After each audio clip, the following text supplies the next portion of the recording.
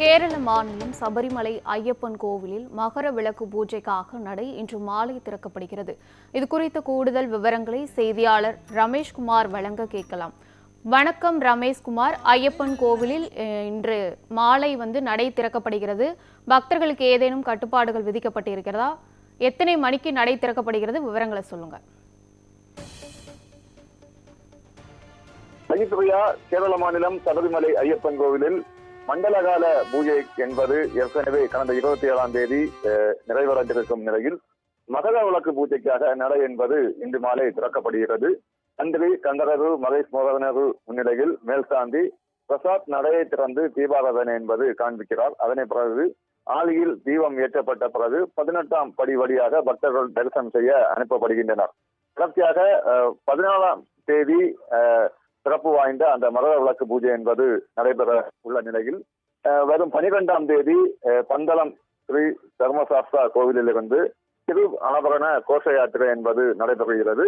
இது 14ஆம் தேதி சன்னிதானம் வந்தடைகிறது. அதனைத் தொடர்ந்து ஐயப்பருக்கு தங்க ஆபரணங்கள் அணிவிக்கப்பட்டு அதன் பிறகு மகர விளக்கு பூஜை என்பது நடைபெறுகிறது.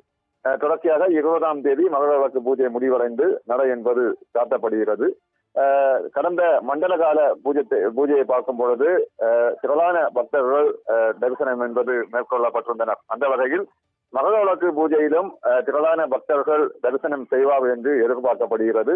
தொடர்ச்சியாக ஒவ்வொரு பகுதிகளிலிருந்தும் ஆன்லைனில் பதிவு செய்த அந்த பக்தர்களுக்கு அனுமதி என்பது வழங்கப்படுகிறது. அது மட்டுமின்றி சிறிய பாதை வழியாக நாள் ஒன்றுக்கு 1000 பக்தர்களுக்கு அனுமதி என்பது வழங்கப்படுகிறது.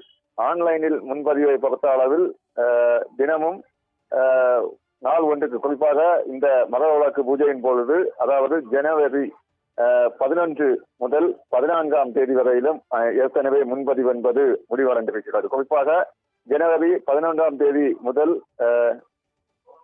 70,000 பக்தர்களுக்கும், அதே போன்று 12ஆம் தேதி 70,000 பக்தர்களுக்கும் அனுமதி என்பது வழங்கப்படுகிறது.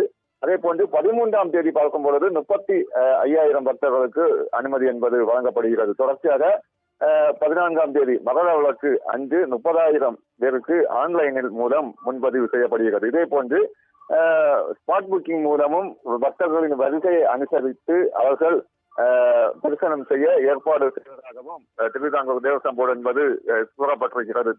இது ஒரு புறம் இருந்தாலும் மறுபுறம் பாதுகாப்பு ஏற்பாடு என்பது தீவிரப்படுத்தப்பட்டிருக்கின்றன. ஏற்கனவே மண்டலகால பூஜை என்பது நிறைவடைந்திருக்கும் நிலையில் சபரிமலை சன்னிதானம் முழுவதும் தூய்மை பணி என்பது கடந்த 2 நாட்களாக நடைபெற்றுக் கொண்டிருக்கிறது. அது தற்பொழுது நிறைவடைந்திருக்கிறது. அது மட்டுமின்றி ஒவ்வொரு பகுதிகளிலும் பெரிய பாதை வழியாகவும் சரிதான், அதே போன்று நேரடியாக நிலக்கல் வழியாக வரும் பக்தர்களுக்கும் பாதுகாப்பு ஏற்பாடு என்பது செய்யப்பட்டிருக்கிறது. காவலர்களும் சரிதான், அதே போன்று வனத்துறையினரும் இணைந்து அந்த பாதுகாப்பு பணிகளிலும் சீராக செய்யப்பட்டிருக்கிறது.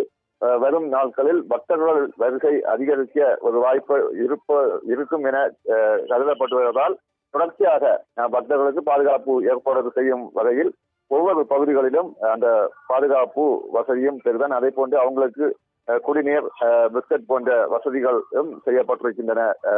சகிப்ரியா, விவரங்களுக்கு நன்றி ரமேஷ்குமார்.